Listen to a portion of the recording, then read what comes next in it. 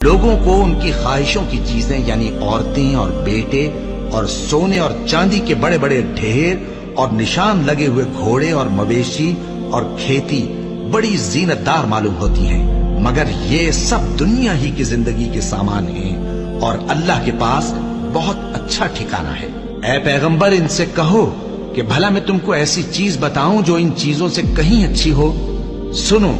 जो लोग परहेजगार हैं उनके लिए अल्लाह के यहाँ बागात बहिश्त हैं जिनके नीचे नहरें बह रही हैं, उनमें वो हमेशा रहेंगे,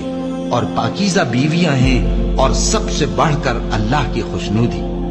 और अल्लाह अपने सब बंदों को देख रहा है जो अल्लाह से इल्तिजा करते हैं कि ऐ परवरदिगार, हम ईमान ले आए सो हमको हमारे गुनाह मुआफ फरमा और हमको दोज़ख के अजाब से महफूज रख। ये वो लोग हैं जो मुश्किलात में सब्र करते और सच बोलते और इबादत में लगे रहते